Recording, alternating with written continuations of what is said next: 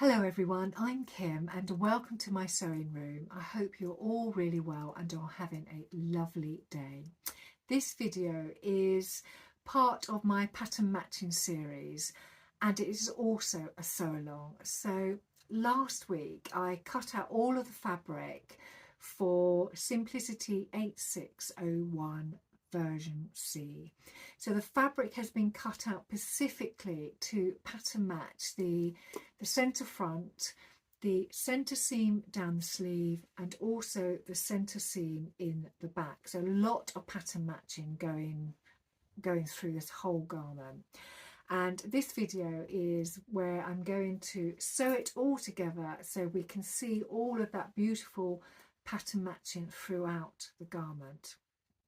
So before I get started, I'll just do a quick recap.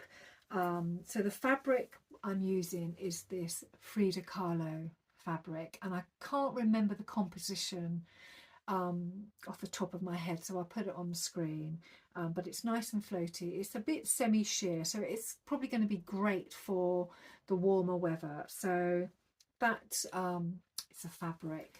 So I have my machine already threaded up with some beautiful turquoise thread. I'm using a size 80 needle. I use an overlocker to neaten my seams. If you haven't got an overlocker and you're joining me on this sew along, just neaten your seams as you would normally do. The other thing I use is double-sided wash away tape. Now for me this is a really important tool when I'm pattern matching, and this is low tack. It's not wonder tape like this stuff. This stuff is way too tacky and far too good for pattern matching.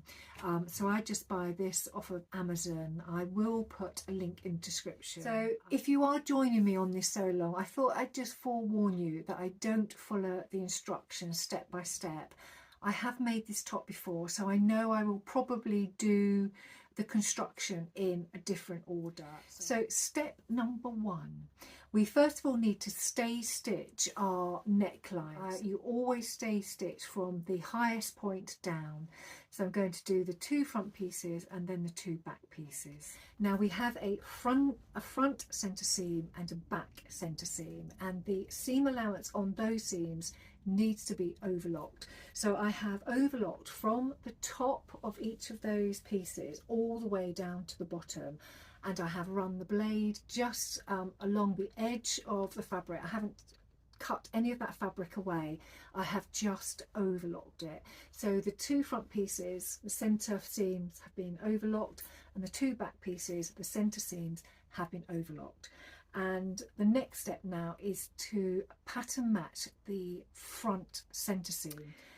So I've got my two front pieces on the mat, and this is where we're going to start pattern matching. And we have this little tailor's tack here, so I only really need to pattern match from the top down to this tailor's tack. And what you need to do with one piece, one side of your front, you need to set in your 5/8 of a seam allowance. So I'm going to press in that 5/8 of a seam allowance. I'm just going to take it over to the iron and do that. Right, so we've got our pressed seam, and what we need to do now is we need to use our double-sided tape, and we need to place it right on the edge of that folded over seam from the top down to the tailor's tack.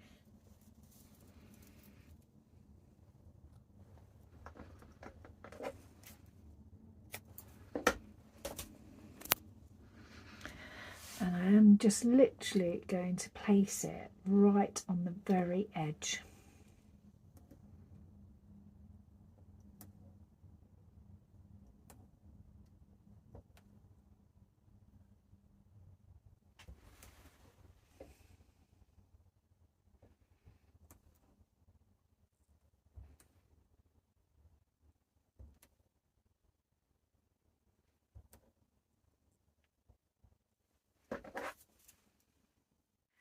Just give it a really good press.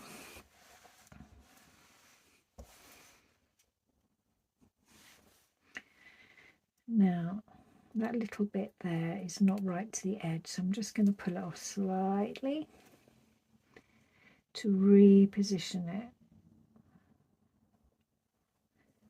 Okay. So what I like to do is I like to also press over this tape to make it stickier, and I always use a pressing cloth to do it because otherwise it will stick to your iron. So I'm just going to literally place that over the top of that tape, and just with a dry iron I am just going to do this very quickly. And all that does is it just makes the tape a little bit tackier. Okay. So once you've got your tape in place, bring it forward and just peel off a little bit of your tape. Snip it away, and then you can just concentrate on a section. So I'm just going to do this first section here at the top. So you literally move this edge of your front seam line here to sit on top of this fabric here, and you need to align it as close as you can. And with that tape you can get a really, really good sort of pattern match. So I'm going to probably start off, it's going to come down a little bit so I can line up Frida's eyebrows. So I think I'll start with her eyebrows. So you can see as you come down, moving this fabric around until you really do hit the right spot. Once you do, just press it in place. Okay, so that's in place, and then I can just move up and do the next section.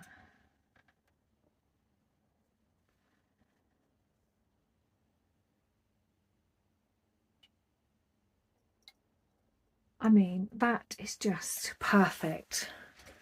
And with a face like this, you just have to get it spot on, because if you don't, her face will look skew with and it will draw attention to it for all the wrong reasons. So just pull off the rest of the tape. If it doesn't fit right, you can pull this off and try again. So it's not a one hit, one chance thing. You can do this as many times as you want. Just really get that match as perfect as you can, because all that time you took to align your fabric when we were placing the pattern pieces down on the fabric, it's all worth it, because you can see how beautiful this front is going to look. So now you've got it in place, just double check that you're happy with it. And then I will get my pressing cloth again and I will give it a quick press, because I just want that stickiness to really hold in place so that when we come to stitch it, it doesn't move. And obviously you only need to go down to the tailor's tack.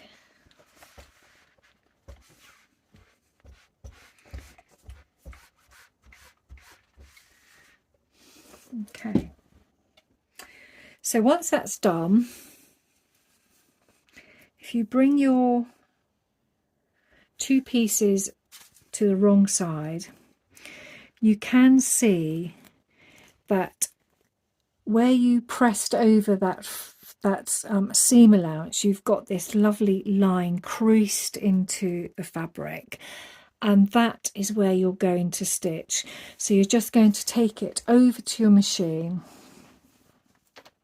and you're going to stitch down using that crease line, so from the top all the way down to that tailor's tack. So you might also notice that one seam allowance is bigger than the other. Don't worry about that, because nobody's going to see that. That's going to be inside your garment. The most important thing is to get that pattern match on the front of your garment.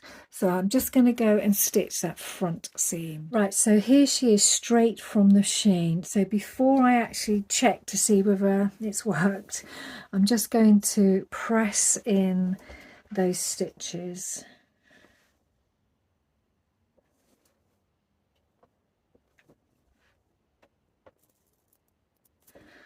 Okay,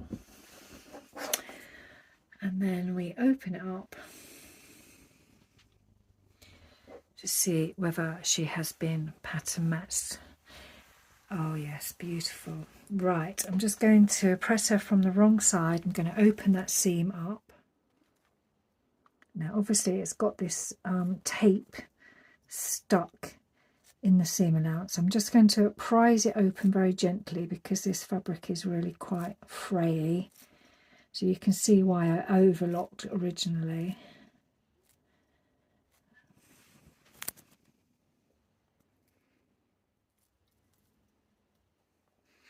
Right, so once the seam's been opened, you can remove the tape. So just find the end, which always seems to take forever, and peel it away from your seam allowance. So that has now done its job. Now the seam can be pressed open. So press open one side and then press the other side. And this is the side that's important. So this is when you'll see whether it really did work or not, because this is effectively the finished seam.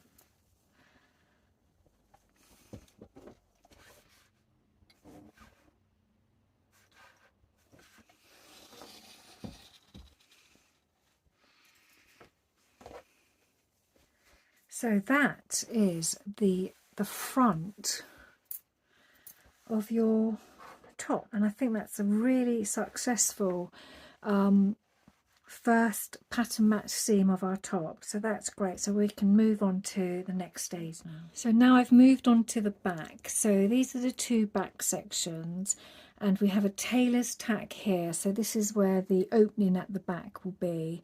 But what we first need to do is exactly the same as what we did on the front, is to press in our seam allowance. So I'm going to press that in. Right, so that's our seam allowance pressed in, and what we need to do is get our double-sided tape again, and we're going to run it from the tailor's tack all the way down to the bottom.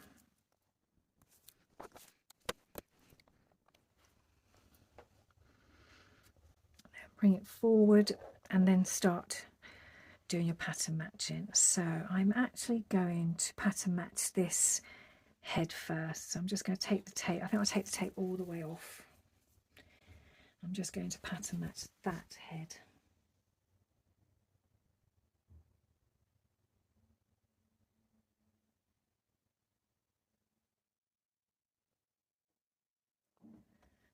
Just press it nice and gently.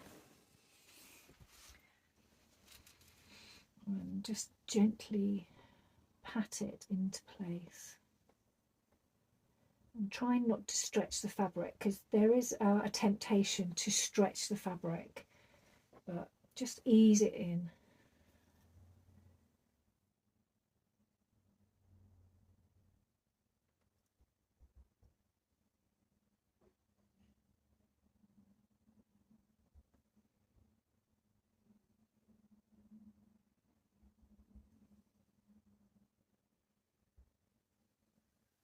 Okay, so we are nearly there. God, this is so exciting. So as before, because we pressed in this seam allowance, we've got this beautiful line to follow. So literally take it over to your machine, start from the tailor's tack, and then work your way all the way down to the bottom. And I'm not going to press it this time because I think this tape is sticky enough. So I'm going to leave it as it is. I'm just going to stitch. And then I'm going to open her up. and open up the seam to remove the tape again. So I'm going to do this, remove the tape, and then we'll press.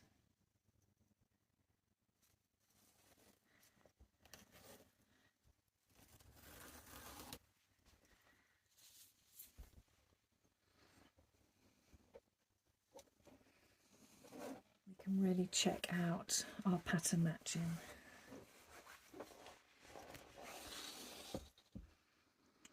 So I'm just going to fold this seam allowance over by 5/8 as well, and that should also give the effect of the top being pattern matched, even though it's not been stitched together, because this is where the facing will go.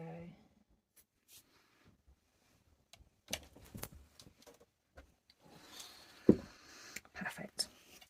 Right, so that is our back section pattern matched, and she looks amazing. I'm really pleased with both of those. So the next step is to actually stitch the shoulder seams. So we're going to stitch the shoulder seams, overlock, and then once that's done, we can set in the neckline. So our shoulder seams have now been stitched and overlocked, and I'm just going to press them to the back. So here you can see I've got the facing. So one back facing has already been stitched to the front. I'm going to stitch this one on as well.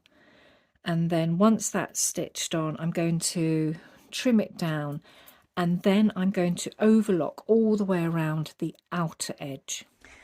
So here's the facing stitch. So I've got the two back facings and the front facing stitched at the shoulder seam, and then I've gone around the whole facing and overlocked, so it's all been neatened up. Now, because this fabric is so sheer, I have decided that I'm not going to do any further neatening around the edge, because I just don't want to add any real bulk, but it's a personal preference. So if you are somebody who likes to turn over their facing, and sometimes I do, I will use my overlocking edge to turn over the facing, because it really does guide that edge nice and smoothly around. But I'm just going to leave it as it is at the moment. So you can see I put a few markings on the facing. So first of all, I've just folded my facing, the front facing, in half to get the center point there, because I think that will help align the facing to the front of our top.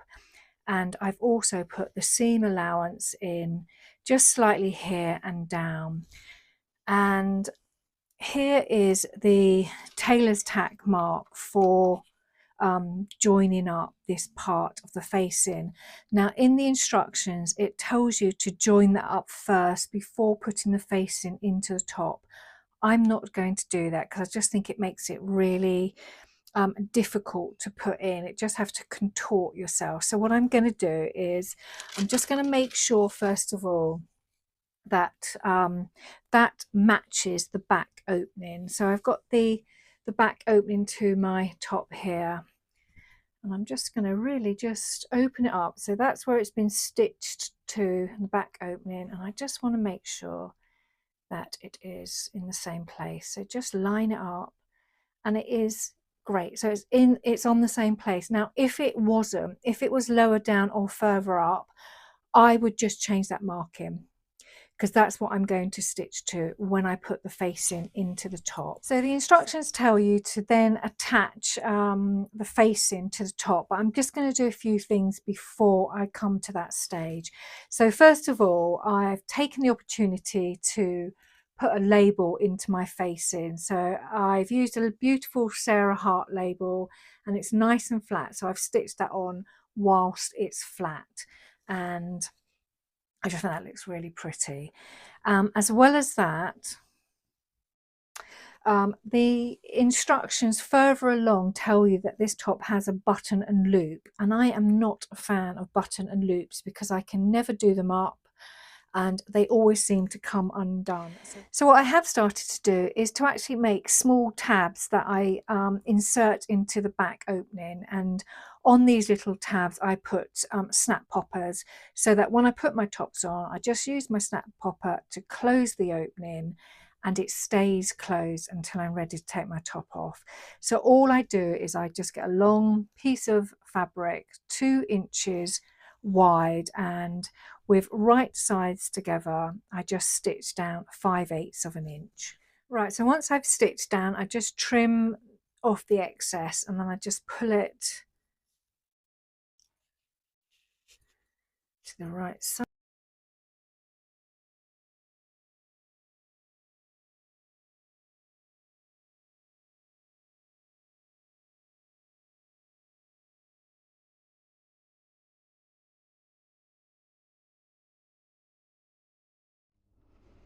So sorry about that, I lost sound. So all I've done is I've pressed this little tab so the seam allowance is in the middle, and then I fold it on itself with the seam allowance in the middle,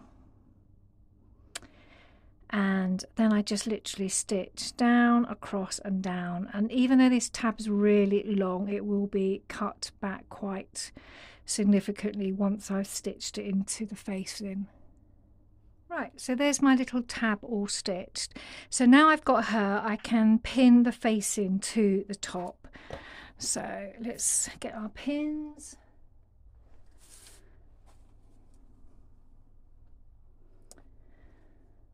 Top. Right, so I'm going to, and you can see the fabric starting to fray quite a lot now, so I'm going to just pin with that little snip that we made in our facing for the front. So this will go onto the front.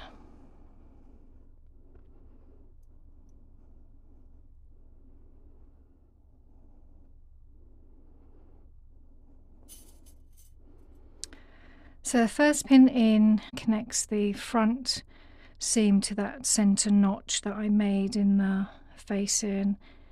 Then I just pin the shoulder seams next.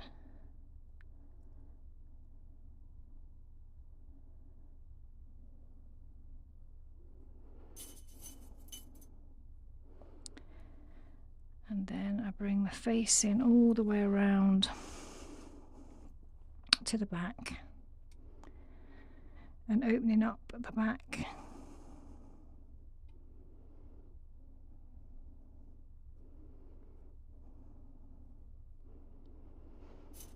That's it. So now I've got those pinned, I'm just going to ease the fabric in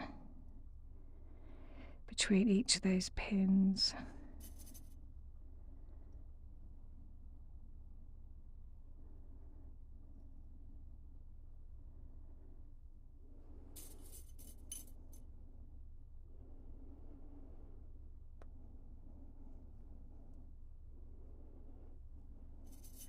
And then I do exactly the same to the other side.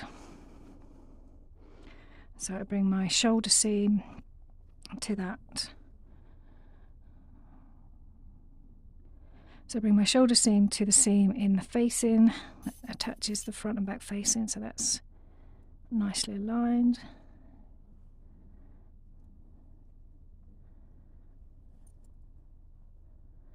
Then open up that back facing and attach it to the end, the back of the top, sorry, and attach it to the end of the facing.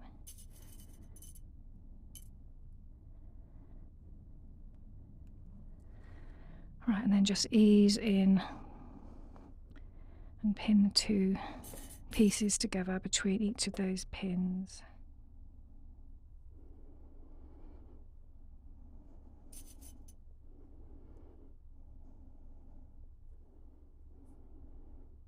Right, so that's our facing attached around the neck piece, and then all I'm going to do is just bring this side of the back facing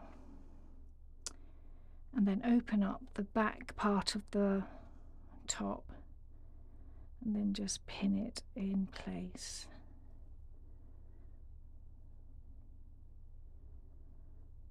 Just as far down as where it was stitched.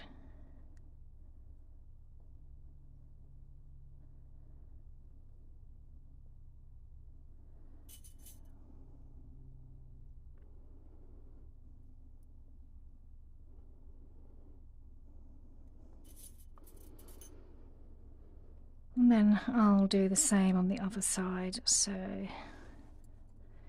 just open up that back opening and then pin your facing down.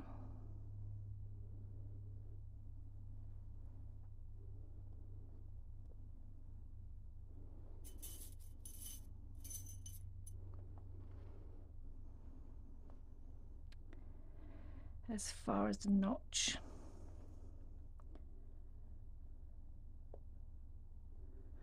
Okay.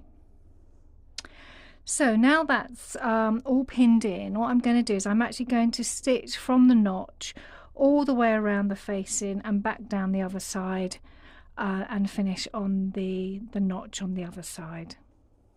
Right, so I've got my facing on and I've come down to the tailor's tack on both sides, and then all you need to do is literally bring those two facings together and stitch from the tailor's tack down. So I'm unpicking now because I forgot to put my little tab in. I'm just taking a few stitches out and then placing my tab in.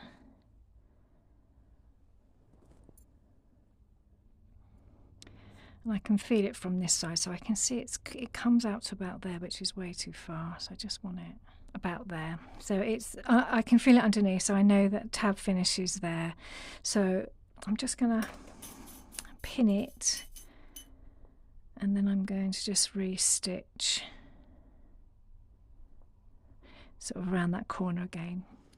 Right, so she's all been stitched. So what I'm going to do now, I'm just going to go around and just neaten around the neck edge. So I'm going to use my duckbill scissors and I'm going to trim away the bit that has the interfacing on.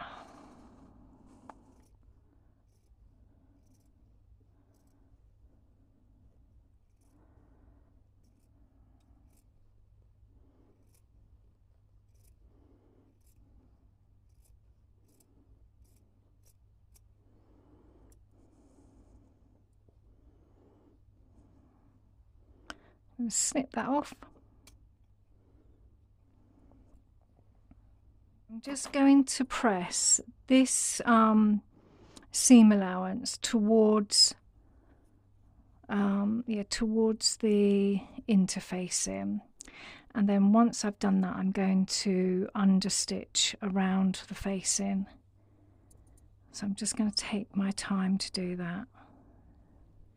Right, so that's our facing in and understitched. And do you remember when I was cutting out the fabric, I didn't want the black blob at the top where Frida's blouse was. I didn't want any black splodge there, so that has worked out perfectly. So I've got a nice blue surround to my neck and it's gone in beautifully. So all I'm going to do now is I am going to just stitch just at the end here to hold down this bit of facing, and I'm also going to stitch the shoulder pieces to the shoulder seam so there's no movement at all.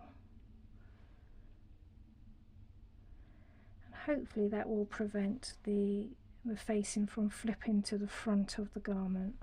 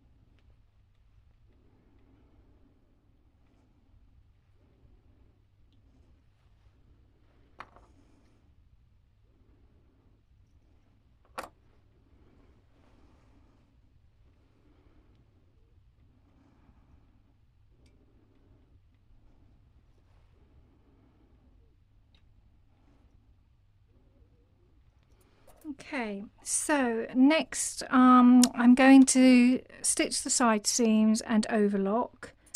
Right, so I've stitched the side seams and overlocked, but what I'm also going to do is I'm just going to overlock around the hem, because I've got like this serious fraying going on and I don't really want to lose any more fabric, and because this is cut on the sort of, oh, it's not on the grain, it's fraying really badly. So I've already overlocked down the front when we did the front section, so I'm just basically going to overlock all the way around to the front section where the tails at the front sit, so, and that will stop it fraying. Right, so the front has now been overlocked all the way around, so that will stop any further fraying.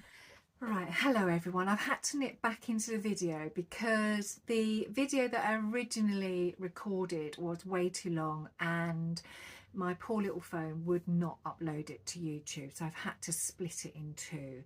So this is the end of part one, and once I finish this little bit I'm doing now, I'm going to go off and edit the second part. So when you've finished and you've got to this stage, you'll know that there's a second part waiting for you to watch. But what I thought I would also do is there was a few comments about the grain line. Did I need to worry about the grain line when pattern matching? Yes, you really do need to take into account the grain line. The grain line is always important. And the fabric I used making this top up was a woven fabric. So the pattern that was on the fabric ran beautifully down the selvage, down the length of the fabric, and it was the same distance. So Frida's head was the same distance from the selvage to that point that I use throughout my pattern placement. And so effectively the edge that I used was a grain line because it measured the same from the selvage to Frida's head. Whichever Frida's head I used, it worked perfectly on this fabric. Now if you use a printed fabric, it's not always perfectly set on the fabric. So you would need to measure each point from the selvage to the point where you have found in your fabric, just to make sure that it is the right distance from selvage to that particular point. If it is off, then you can't use it, because what will happen is your garment will end up being a bit skew with and it just won't work. So you'll need to go and find an alternative fabric, because you do definitely need the grain line to work down your garment like you do any garment that you make, and it's just as important in pattern matching. It's just that when you're pattern matching, you are actually using the fabric design to pattern match, but it is still the same distance from selvage to each point, and as long as that works, you are effectively still cutting your pattern out on the grain. So hopefully that's answered a few of the comments that have come through about grain lines. And with that said, I'm going to now finish up so that you can enjoy the second part of this video. So quick thumbs up, give me a like, all that lovely stuff, and if you haven't subscribed, subscribe. But I will see you all very soon, well, in a minute. Bye.